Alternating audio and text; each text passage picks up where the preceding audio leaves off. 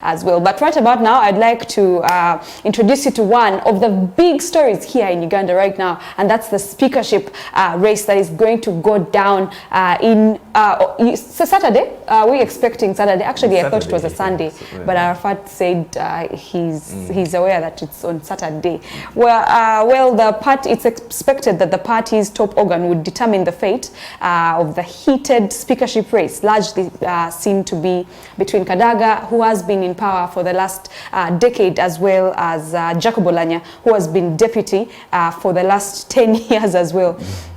Well, there was no conclusion over the same because the Central Executive Committee had to sit down and come up with a solution on how exactly this should be handled. NRM as a party is at stake because opposition is trying so hard to take up the deputy speakership, meaning one of the two, either Kadaga and Oulanya or the Honorable Speaker of Parliament, currently Rebecca Kadaga, is going to be ousted in office. However, what are their strengths and their weaknesses, as I already told you? Well, they've decided now to vet the candidates, to put them down and vet and see who can be flag bearer of NRM when it comes to the speakership race.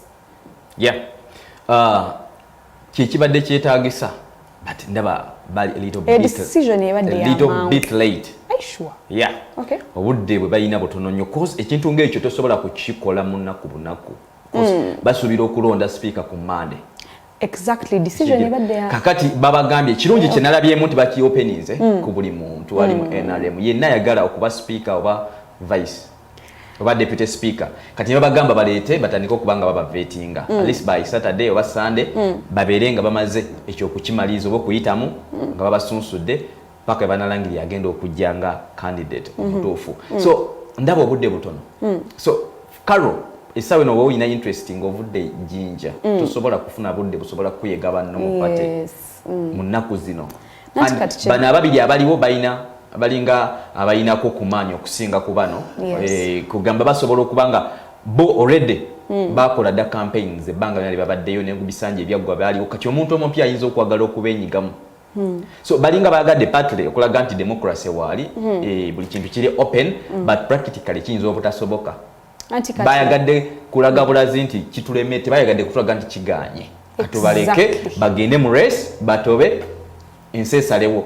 Kati 0 points bidi ogambye they have delayed so much, which is very true. These decisions should have come up immediately when they knew that Oulanya was planning to stand against Rebecca Kadaga, but then they come up with all these decisions. Now, why I'm saying they are making a rush decision is that balinga baina chebakweka ne chebabikirira, yeah, ogezako like to come with a rush decision and say, okay, let's sit and vet them now this time round. Bagala kola chibayisaawo kati, but nze nsaba anti party zona zanibade zichikola. Yeah. Right at the end of parliament bebaddewo ne mwetegeka ne mugamba nti tujja kikola bwe tuti nemira ne plan binti kale singa babate bayiseewo oba singa bayiseewo akalwe kagwera bwe kati ekyo kyemuddako nga pate nimfuna kwa retreats zingawe bakola ne bagenda ne batuulamu ne badiscussinga ani omutuufu era ekyo ne bakisalirawo eyo kati ekyo singa president Museveni ekisalirawo kyankwanzi n'agamba nti banna ekiganye nkikomezaawo eyo gye muli mwenna kati buli omu ne yeerwanako nsobola n'okwewolako enkola ya National Unity Platform gye yakozesa wembandi wa NRM.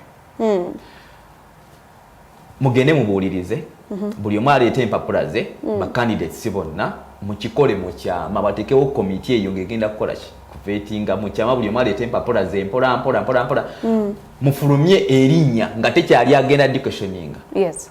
Nti gundi ne gundi pate esazeewo yagala toyagala fe twaginza okutulamu okusinzira ku buli kye twagala oba emitendera gye twandyagadde bayitemu ono yali qualified nga teri agenda questioning decision eyo. Kati saawa eno ekyamazima kabeere Kadaga kabeere Oulanya yenna gwe favoringa n'ogamba nti ono gwe pate gwe seconds ekyamazima tebajja kumatira. Exactly. So kati ndabanga NRM indirectly eringa ya government mwenna mugende mutobe ensesalewo. The interesting thing is that even when there's going to be vetting, the NRM secretariat or the NRM party caucus that sits at the Kololo Independence Grounds, after vetting, you're going to sell the fate of who carries the party. Ola bantu waliwo ekigenda maaso tategera fenga all along era seke baddewo era nga Oulanya ekimulemezaako agamba nti olwo promises baamuwa abaseke bennyini bamugamba nti Kadaga muleke ku parliament ebaddewo ey'ekkumi muleke tagenda kudda ekisanja kye kisembayo so kati ye abanjiza mu promise bamumisleadinga tebamumisleadinga bamupromisinga kyebalina okufuba okulaba nga bakireeta ne Kadaga n'abaako byakolera party as a sacrifice singa yeggwe anti nkugamba you know naffe waliwo wano abantu abaali basuubira nti you know waliwo ensuubize gye tulinamu but it's all about patience. If Oulanya said, okay, this term, tagenze naye, will she come back the next? Let me give it this term, since ebintu tebitera kubawo nga bwe tubisuubira, yeah? So, yandiwaddeyo no chance nagamba, okay, bansuubiza nti we're going to rightfully give you office of speakership after Rebecca is gone. Can we wait for Rebecca to get out of office? Kati ekyo kya buntu. Ekyo kati side y'obuntu. Kiba kizze ku buntu nti mumutuuzanga ne mumwegayirira nti sooka okireke omukazi akoze eki agaanye. Kiringa kalu bonansuubiza ne ngaba nti manyi nze ni musajja musiraamu sobola okuba ne hakki zange 3 oba 4 nakkiriza nti ye tugende nga tugenda. Kati nga tugese nga munnange ekyo kiseera ekisuubizo kiri nkituukirize. Ng'okuba mu kyoto ga nedda ekitegeera naye nga twakkaanya olw'okuba nti wali ngawo love ate n'ekirala nga twakikolerwa tugeze mu kadde ak'okupapa kati ng'essaawa eno osobola promising Oulanya anything nakkiriza olw'okuba olaba mulina pressure nga pate so ne mujja mugamba omanyi kireke ne weerabira nti kijja tuuka ekiseera kikomewo ye tajja kukyerabira ekyobuzibu era ekyobulabe ekirala nti Oulanya essaawa eno naye ali kuseeka kubanga ndodepute so toyina wogenda kumubuusiza mu decision egenda kukolebwa kubanga emunayita secretary naye ajja kuba ne Kadaga ajja kubaayo ate kampi Oulanya eyina amaanyi nayo mangi of course egaanye okuta toyina kyogenda kumugamba nti tukikoze kulwa party yaba ali over even qualified okusinga Kadaga kyokka ne Kadaga naye agamba ataddewo omugongo ogumala cause agamba nti President Museveni okubaawo kati mu kisanja kino okuba nti yakomyewo maanyi ga Rebecca Kadaga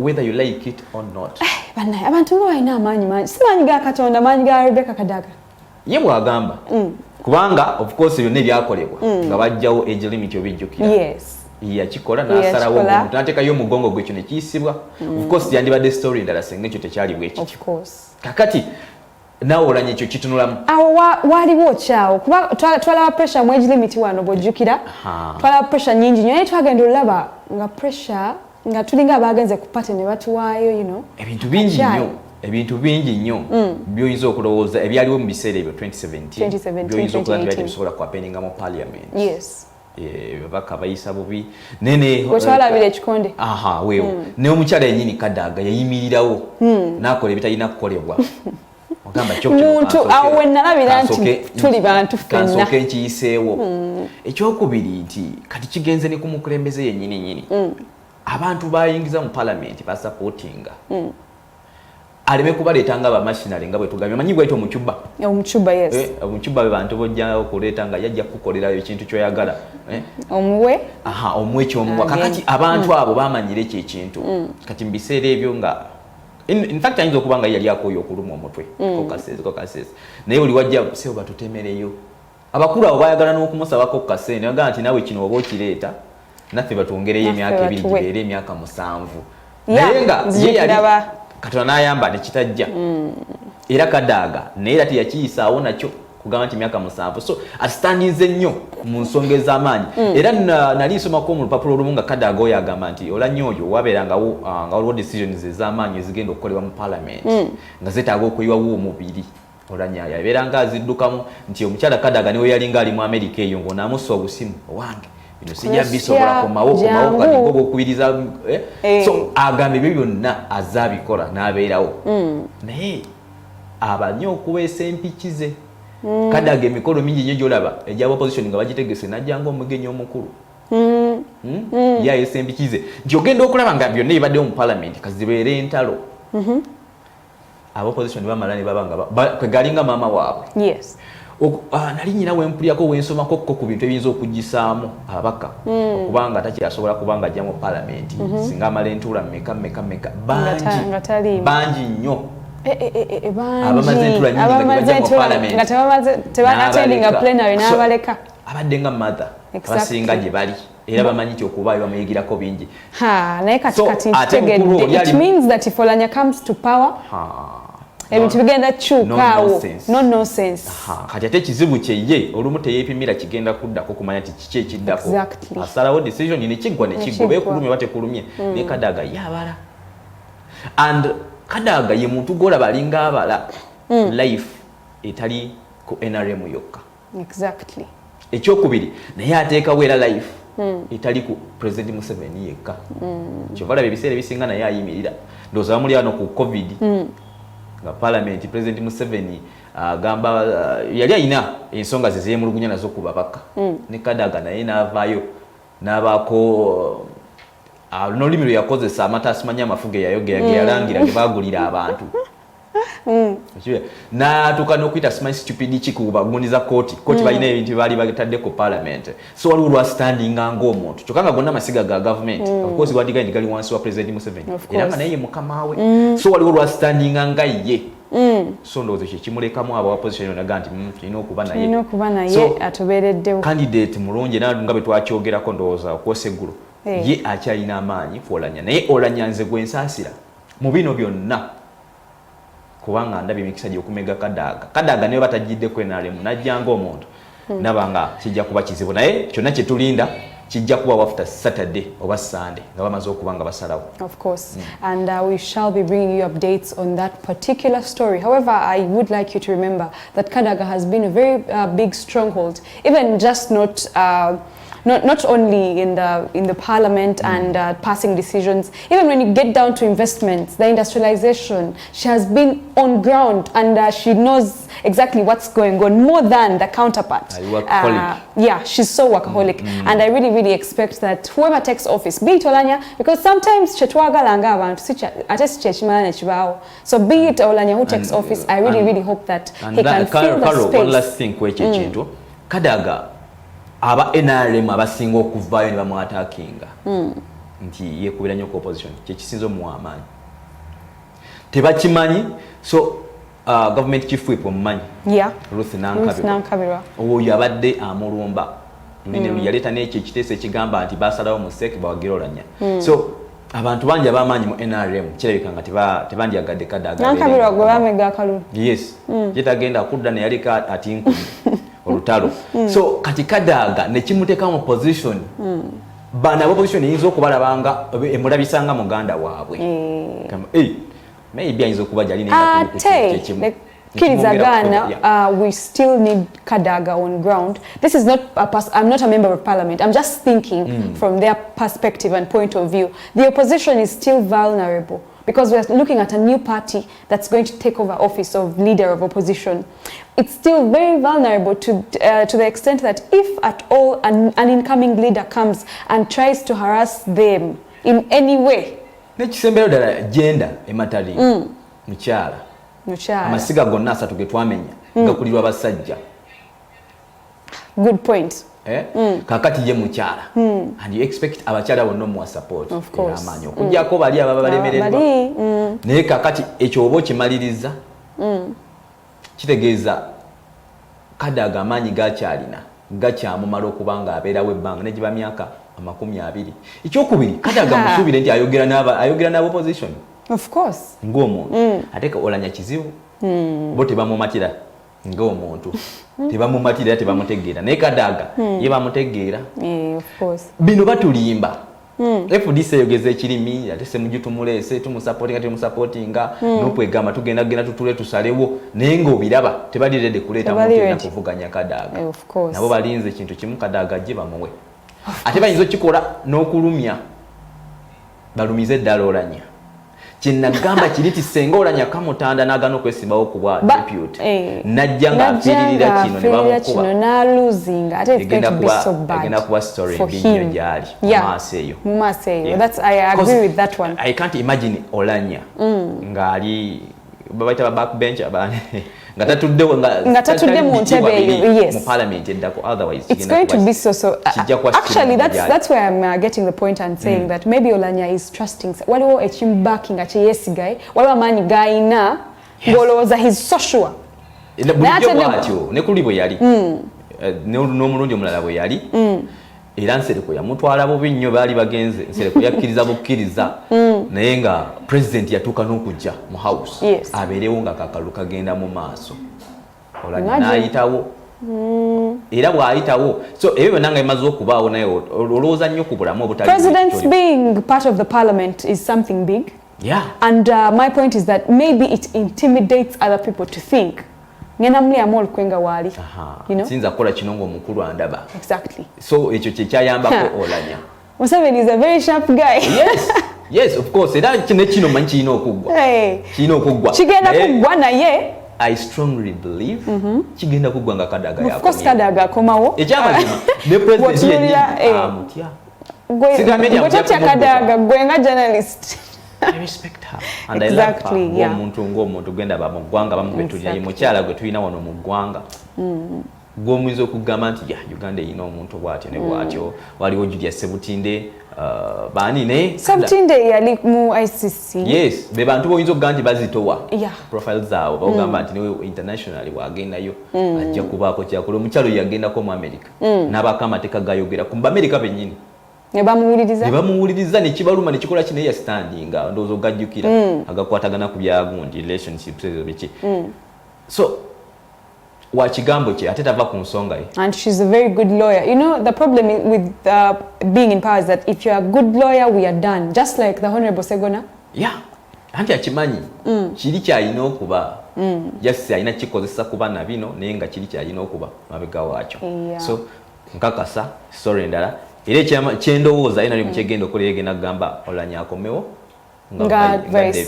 ate kati opposition abagenda okwesimbawo story tugimazeeko ebbanga because it's going to really be a big headlining story in the next week. Paka kati era nga bwe tulina ogimalako akaseera wadde tetulina kyakukola bino byonna betulaga parliament bano bagenda okuba nga bagikulira. Yes. Ate siga ku masiga agatwala eggwanga mu maaso nga bwe twagamba lisiga eryokusatu. Yes. Kakati erisiga tulina okuba nga tulyogerako buli lunaku n'updates eziriwo. Of course tuba tulina okwogera ku updates ezizeewo tuziyiteeyite namu tubalage ku kifaananyi ekirala ekisukka ku ekyo ky'oba olabye. Y'ensonga lwaki tukeera wano bannaffe abalungi ne tuba nga tubaleetera ku ebyo mbere nga mu biyita. Mbere nga nammwe nga mutuwaako endowooza kuba tuli ku social media sebo. Yes, of course. Era mujja kubanga mutukubirako ne ku kasimu awo maaso kaawo 07 09 99 00 0709990099 maaso ke akaseera kamasima wakatuuse mujja kuba mwogerako ku topic yaffe mutubuulire kiki musuubira mu babaka bammwe osana tubulira omubaka wo gwe walonda nekyo musuubiramu nawa gy'oli by the way tumanyi ku bantu abo ababaka baabwe be baani era amusuubiramu biki. True. Yes. Today you're going to tell us, we're going to discuss who is your member of parliament. Tugenda tandika naffe. Yes, of course. Then but that's the speakership race right there. It's going to be a very heated one, and the first show will be here to dissect it and see exactly how. Of course, we are looking at it because these are going to be the leaders of the incoming people that are swearing in today, yesterday, and the day before, as well as tomorrow. And yesterday we saw very prominent members of parliament swearing in. Sinalaba ku Honorable Segirinyanga swearing in. Alimu S ndowooza. Yeah, omukubasemba. Segona talimu S. Baina erinnya eddala. Omanyi amannya gano gatera okuvaayo ku swearing in. Ayinza okuba nga atandika nalya Medad M. Okay. Ayinza okuba nga atandika nalyo naye nga wabanga alimu ago eba mukuba genda okuba nga basembayo. Yeah, so Honorable Segona swore in yesterday. We saw the member of parliament Gulu district swearing in. We saw the member of parliament Shema district swearing in. Babadde bangi nnyo. Nowaffe wano. Twawandako eddusu ne tumwana eddowaaza ffe Kaziwe Bashir Mbazira. Yes, yeah. Alhaj Kaziwe Bashir Mbazira, another one of the journalists that we have in the country, the strong journalists that we have in the country that decided to run for office, and a member of the STV family, I believe. Yes, era wano wentudde we yatuulanga. You never know. kinaddako 226 bannange kinyiza okuba nga ajja kubeerayo nga kale abasomera Arafat yalayidde nti Musoke producer atuwe ku footage wa okusyalinga in tulabe gw'onaaba ng'otambulira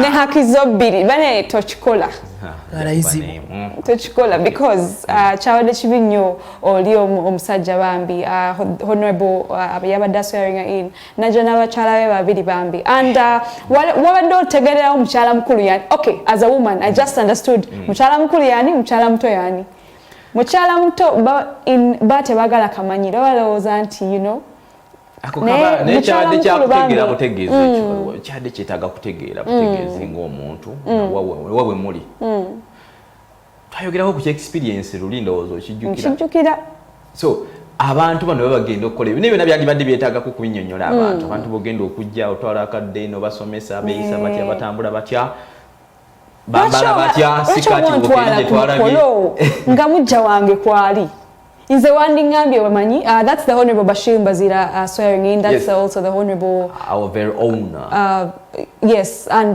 Joyce Bagala as you can see the Joel Senyonyi ngabo balaba next chayogera kuchagaye kye yakoze ejo lwaki obontwala mujja wange wali at least ngamba karo gwenga mukyala muto please let me take you to Javas owakingireyo nga bwolyanga wonyumire n'emikwano jo you know kati kino akobuntu sikante bali obagamba mu Luganda omukyala Oluganda lino bannange omukyala bavudde gye bavudde nze ku ndabe yange nga bamanyi ekigenda mu maaso bonna bategeera nti omwami ayiseemu era agenda kulayira era balina okubaayo basaba abantu bana n'omusajja n'atabeeramu because bandigambye era atwalako oli yekka yes kalo wandigambye ye maama y'omuntu ng'alabye ffe banamba 2 ne bwenkyogera making sure nti gwenga omusajja nga leader because now men are leaders and as wives we are supposed to submit you get that making sure nti omanyi point esobola okunkwatako nonga nti karo kankuwa miliyoni emwe ogende ne bakyalibo you watch you let her bwenvaawo bwenvaayo nja kujja obu oshegere miliyoni mweyagaliza anyway omukyala yavudde bufi mu mbeera ngalaba ali mabega bamulese yes ngalaba bamulese mabega ko guy yavudde mu mbeera n'ekiraga nti ebisooka yabadde abikkiriza